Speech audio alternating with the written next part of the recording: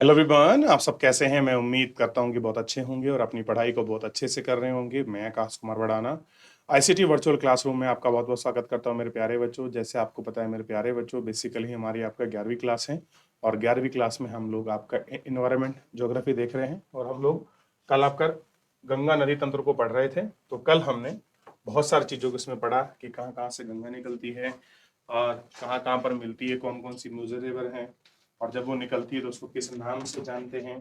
ठीक है, क्या कुछ है, इस तरीके से हमने जानने का प्रयास किया। तो कल हमने क्या देखा, सबसे पहले आप क्लियर होना चाहिए कि गंगा कहाँ से निकलती है आपका। तो हमने देखा कि गंगा जो है आपका गौमुख से निकल रही है और गौमुख से निकलने पर इसका नाम क्या रखा गया। तो देखिए, गौमुख स्थान से निकलती है, गंगोत्री हिमनद है, जिला है उत्तरकाशी और कहाँ, उत्तराखंड में। और उसके बाद आप देखिए, जब ये गौमुख से निकलती है तब इसको गंगा नहीं कहते हैं, उत्तराखंड में इसको भागीरथी कहते हैं। क्या निकलती है, भागीरथी नदी। और भागीरथी नदी और अलकनंदा देवप्रयाग में मिल जाती हैं। तो देवप्रयाग से ही में ही क्या कहा जाता है, इसे आपका गंगा कहते हैं। क्या कहते हैं, देवप्रयाग में गंगा।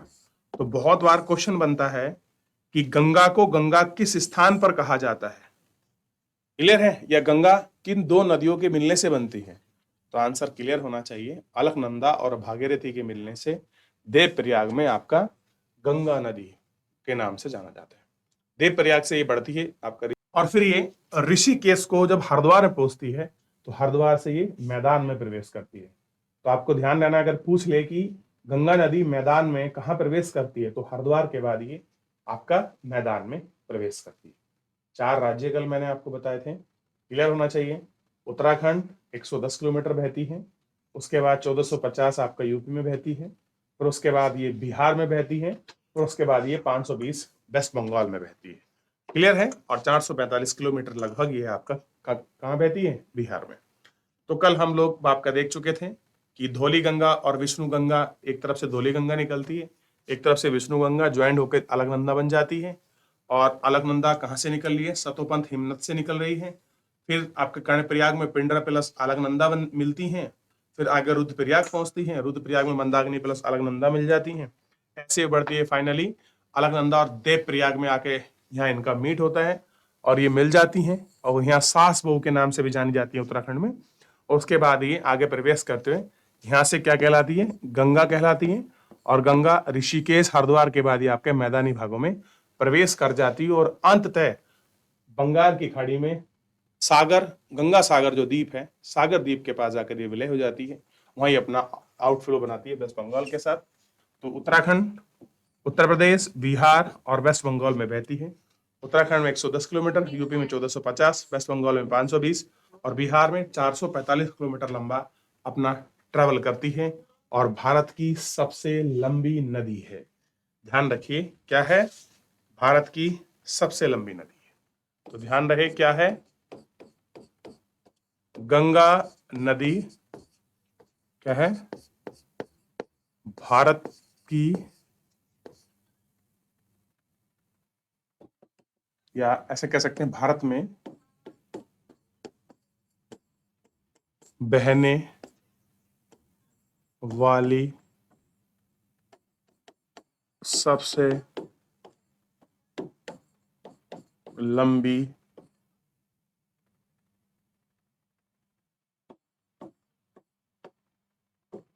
नदी है।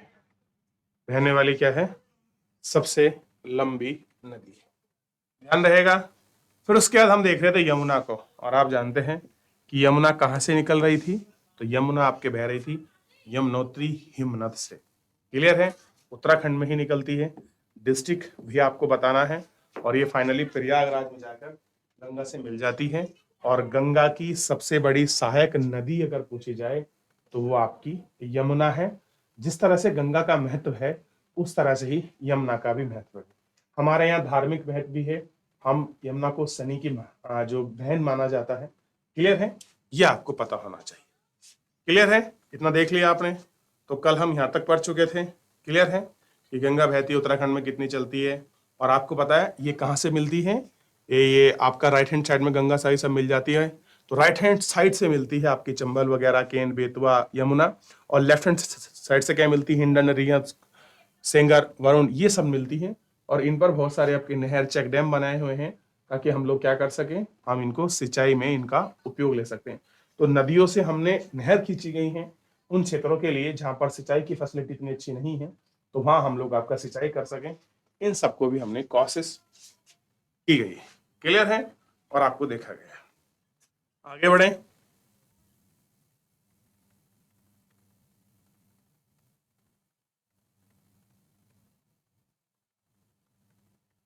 चंबल नदी मध्य प्रदेश के मालवा पठार के महू के निकट बहती है। तो चंबल नदी कहां से निकल रही है, मध्य प्रदेश, मालवा का प्लेट्यू आप अगर देखोगे तो मालवा का प्लेट्यू दिखाई देगा, और मालवा के प्लेट्यू के बाद एक जगह है महू, महू डिस्ट्रिक्ट भी है वैसे एमपी का, वहां से ही निकलती है और उत्तरमुखी होकर ये एक महाखंड मतलब बहुत बड़ा गड्ढा बनाती है और राजस्थान के कोटा पहुंचती है। कहां से पहुंचती है, कोटा, यानी कि ये जो आपका जो पठार है, कौन सा पठार, मालवा का पठार और राजस्थान, यानी कि बीच में आसपास कुछ किलोमीटर की दूरी होगी, जो भी हो 200-300 किलोमीटर, और यहाँ पर गांधी सागर बांध बना हुआ है। तो क्वेश्चन बन जाए कि गांधी सागर बांध किस पर बंधा हुआ है, तो आपको क्या रखना है, चंबल नदी पर। तो ध्यान रखिए, चंबल जो आपकी नदी है,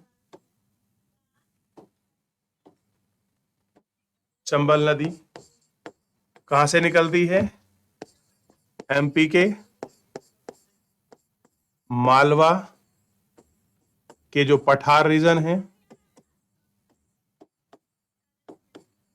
पठारी क्षेत्र से निकलती है, ठीक है, और इस पे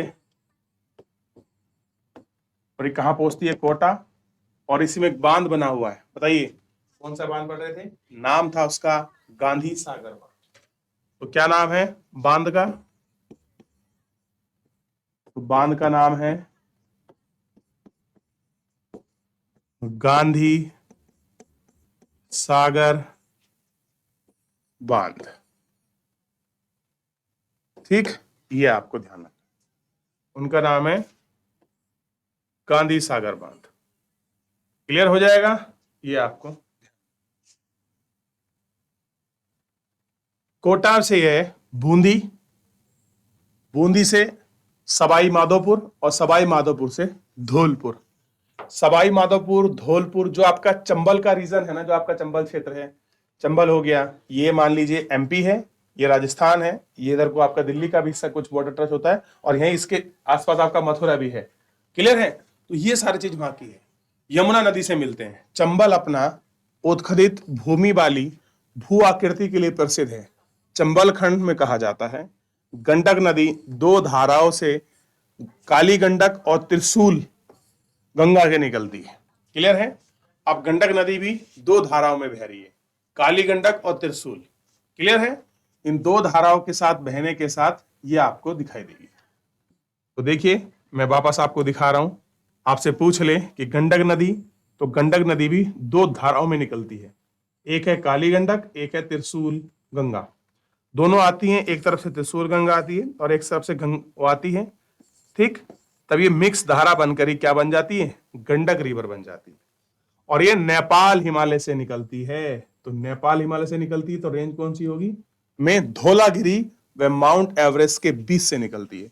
तो ये धौलाधार और ये माउंट एवरेस्ट, ये इन्हीं के बीच से निकलती है। और कहां बह रही है फिर, ये नेपाल यानी कि कुमाऊं हिमालय के बाद जो नेपाल हिमालय है उसमें बहती है, और मध्य हिमालय से मध्य नेपाल से क्या होती है, प्रभावित होती है, और कहां पहुंच रही है, बिहार के चंपारण डिस्ट्रिक्ट में पहुंच रही है। कहां पहुंच रही है, चंपारण में, और गंगा मैदान में प्रवेश करती है और पटना के निकट सोनपुर में गंगा से मिल जाती है। तो ध्यान रखना है, गंडक भी किससे मिल रही है फाइनली, तो क्लियर होना चाहिए, गंडक भी सहायक नदी है गंगा की, और कहां मिल जाती है, तो ये आपका सोनपुर में निकट आपका चंपारण यानी कि बिहार में ये गंगा से मिल रही है। क्लियर है, ध्यान रहेगा इतना। जल्दी से देखिए इनको बेटा, फटाफट एक बार कर लीजिए, कुछ डाउट तो पूछ लीजिए, धीरे धीरे पढ़ते चलेंगे, सारी चीजें हमारी क्लियर हो जाएंगी। ये आपको ध्यान रहना चाहिए।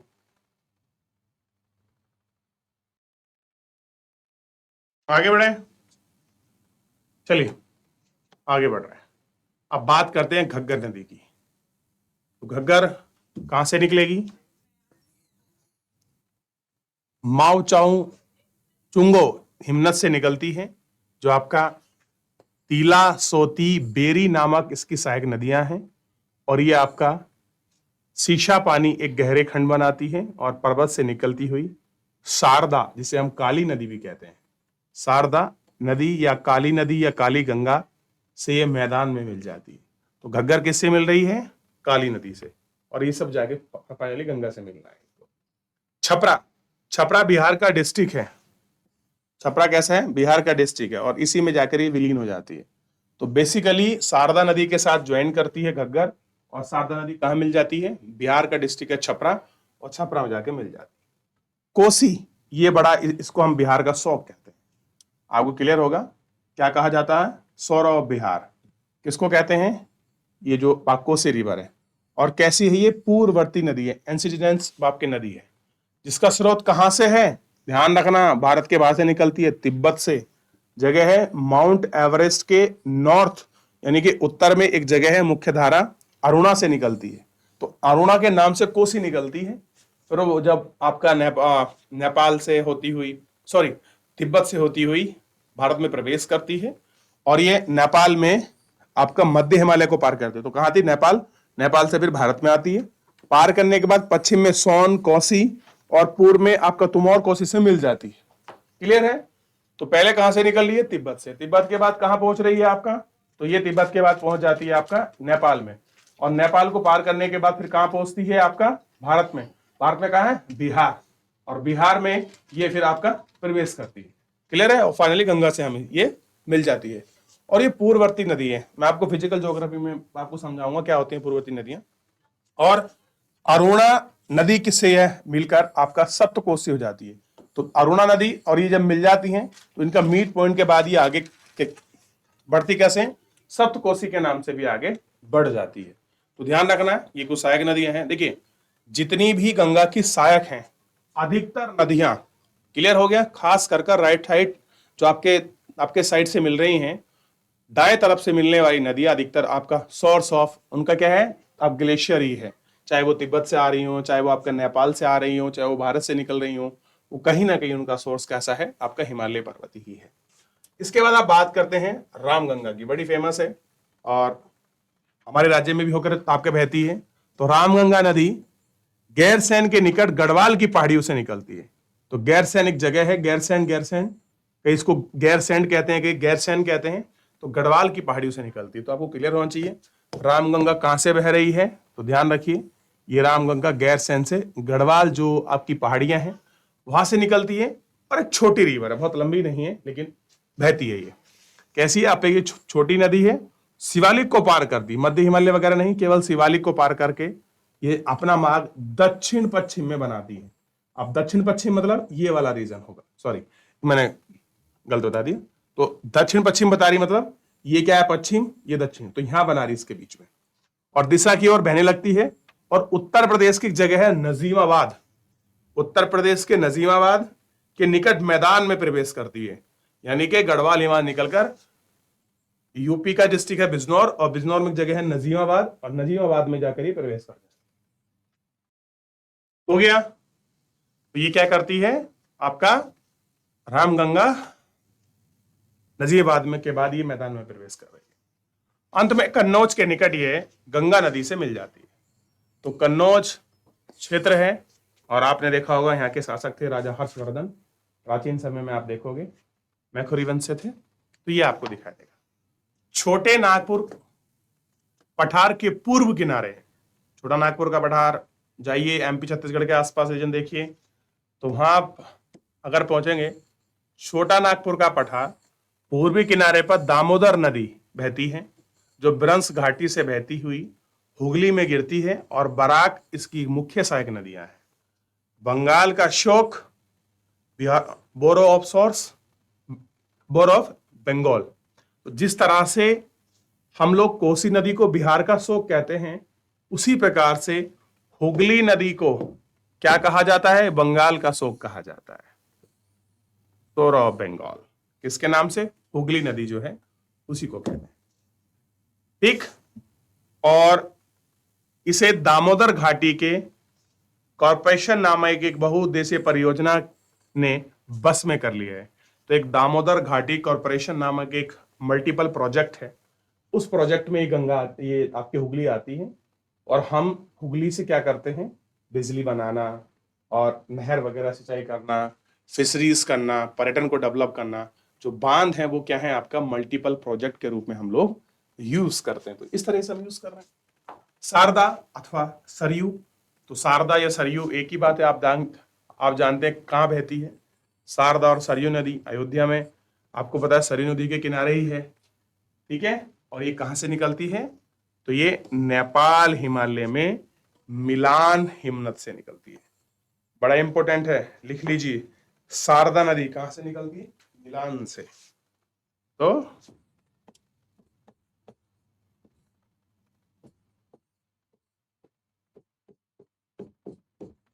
मिलान हिमनद और जगह है नेपाल, नेपाल में मिलती है। क्लियर है, क्या आपको ध्यान रखना। इसे गौरी गंगा के नाम से जाना जाता है। भारत नेपाल के साथ बहती हुई यह काली और चायका कहती है, घग्गर नदी में इसमें मिल जाती है, और ये घग्गर नदी है इसमें आपका मिल जाती है। ठीक, तो देखिए कहाँ कहाँ पर कौन कौन सी नदियां बह रही हैं, किस दिशा में बह रही हैं। थोड़ा सा आप इसको एक बार देख लीजिए ताकि हम लोग आगे बढ़ सकें। अब देखिए, गंगा नदी एक अन्य महत्वपूर्ण सहायक नदी है जिसे कहते हैं महानंदा, जो दार्जिलिंग पहाड़ियों से निकालती है। अब मुझे बताइए, दार्जिलिंग में हिमालय है कि नहीं है, पढ़ाया मैंने पिछले चैप्टर में। तो दार्जिलिंग में हिमालय है, क्लियर है। वहां से निकलती है महानंदा, और ये पश्चिम बंगाल के बंगाल तट से मिलने वाली अंतिम सहायक नदी है। कहां से मिलती है, लेफ्ट हैंड साइड से मिलती है। और कैसी है, अंतिम सहायक नदी है, ठीक है। दक्षिण तट पर सोन बड़ी सहायक नदी है, अमरकंटक के पठार से निकलती है, और यह जलप्रपात श्रृंखला बनाती हुई नदी पटना से पश्चिम की ओर आरा के पास बिहार में विलीन हो जाती है। तो आ रही है कहां से निकलकर, दार्जिलिंग, और दार्जिलिंग से कहां पहुंच रही है, वेस्ट बंगाल में। मिलती कहां है फाइनली, वैसे आपका वेस्ट बंगाल में, लेकिन ये कहां जाती है, ठीक उधर निकलती है, दार्जिलिंग से वेस्ट बंगाल, वेस्ट बंगाल से गंगा में। और बिहार के साउथ में एक सोन बड़ी सहायक नदी है, कहां से निकल रही है, अमरकंटक, और अमरकंटक से निकलती है नर्मदा, नर्मदेहर, क्लियर है। और आरा के पास नदी में विलीन हो जाती है, और आरा डिस्ट्रिक्ट है बिहार का, और ये गंगा में मिल जाती है। तो अल्टीमेटली मिल कहां रही है, गंगा में, कुछ राइट हैंड साइड से तो कुछ आपका लेफ्ट हैंड साइड से। अब ये बाएं तरफ से मिली है, क्लियर है, ध्यान रहेगा इतना। आगे बढ़े, चलिए तो फटाफट एक बार रिवीजन कीजिए, कौन कौन सी नदी हमने पढ़ ली है, जल्दी बताइए बेटा, ताकि हम लोग इसमें आगे बढ़ सकें। और कल हम देखेंगे ब्रह्मपुत्र नदी सिस्टम, क्लियर है। बात कर रहे हैं ब्रह्मपुत्र नदी, किसको देखेंगे, ब्रह्मपुत्र नदी। विश्व की सबसे लंबी नदियों में से एक ब्रह्मपुत्र नदी का उद्गम कैलाश पर्वत श्रेणी के निकट मानसरोवर झील के निकट चेमायुंगडुंग चेमायुंगडुंग हिमनद से निकलती है। तो कहां से निकली है आपका, कैलाश मानसरोवर जो आपकी झील है उसी के पास एक हिमनद है, और उस हिमनद का नाम है चेमायुंगडुंग ग्लेशियर। वहां से क्या निकल रही है, ब्रह्मपुत्र नदी। आपने सिंधु को देखा, कहां से निकल रही थी, तिब्बत के आसपास से ही। आपने सतलुज को देखा, वो भी वहां से निकल रही, और आपने ये नदी भी देखी, ये भी तिब्बत से निकल रही। अभी पीछे एक नदी और पढ़ी थी हमने जो आपका तिब्बत से निकल रही थी, क्लियर है, कौन सी, दामोदर नहीं थी बच्चा, अभी बताऊंगा आपको। रामगंगड़, कोसी नदी, कोसी भी कहां से निकल रही थी? तिब्बत से। ध्यान दीजिए, तो 4 नदी हैं जो भारत में तिब्बत से निकलती हैं और भारत में आती हैं। क्लियर है? ध्यान रहेगा इतना। चलिए, देख लिया आप लोगों ने, तो कहां कहां से निकल रही, कौन कौन सी नदियां? तो हम बात करेंगे ब्रह्मपुत्र नदी। तो मेरे प्यारे बच्चों,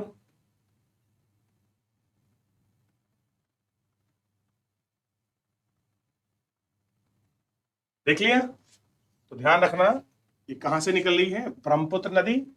तो ब्रह्मपुत्र नदी निकल रही है कैलाश पर्वत श्रेणी के निकट, मानसरोवर झील, प्रभावित जगह है चेमा युंगडुंग ग्लेशियर। चेमा युंगडुंग ग्लेशियर से ये नदी निकलती है।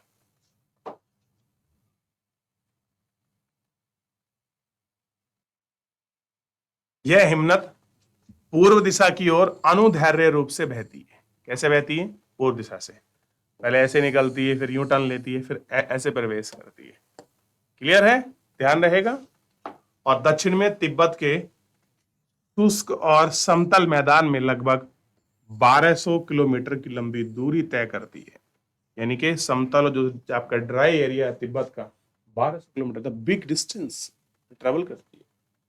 और इसमें इसे सांगपो के नाम से जाना जाता है। कंफ्यूज मत होना, इसी का नाम है सांगपो। और सांगपो कहाँ कहा जाता है? तो क्लियर है, तिब्बत में इसे सांगपो कहते हैं, और जिसका अर्थ होता है शोधक। तो रांग सांगपो, इसके दाहिने तट पर एक प्रमुख सहायक नदी है, एक रांग सांगपो है, जो कहां से मिल रही है? राइट हैंड साइड से। तो ब्रह्मपुत्र नदी को, ब्रह्मपुत्र कहां कहा जाता है? जब ये आपका असम में, भारत में प्रवेश कर रही होती है, तब इसको हम क्या कहते हैं? तब हम इसको ब्रह्मपुत्र कहते हैं। नहीं तो तिब्बत में क्या जानते हैं कि ये सांगपो है। और सांगपो कितनी बहती है? 1200 किलोमीटर बहती है सांगपो। क्लियर है? फटाफट देखिए इसे एक बार। देख लिया कहां बह रही है? उधर क्षेत्र में आपका बह रही है, और इसको हम लोग आपका देख रहे हैं मध्य हिमालय में नामचा बरवा। और आप जानते हैं ये नामचा बरवा जगह मैंने आपको पढ़ाई थी, अरुणाचल प्रदेश में 7,755 मीटर ऊंचा है, और नंगा पर्वत से लेके नामचा बरवा तक हिमालय पे फैला हुआ है, उसी का ये पॉइंट है। क्लियर है? ध्यान रखेंगे। चलिए, तो क्या करती है नामचा बरवा निकट एक गहरे महाखंड, मतलब गड्ढे, गड्ढे का निर्माण करती हुई तेज रूप से बहती है, और हिमालय के फोर्टल रीजन में आपका दिहांग सियांग के नाम से जानी जाती है। अब ये असम में किस नाम से जानते हैं इसको? दिहांग। कल मैं पूरा आपको बताऊंगा कि कैसे इसको दिहांग वगैरह के नाम से इसको जानते हैं, इसको देखते हैं। चलिए, तो फिलहाल गंगा को रिवीजन कीजिए, सिंधु को रिवीजन कीजिए, और आप ब्रह्मपुत्र को रिवीजन कीजिए। अगर आपने कोई नदी छोड़ दी तो कल के लिए काम पेंडिंग। चलिए, आज के लिए इतना ही, मिलते हैं नेक्स्ट लेक्चर में। धन्यवाद।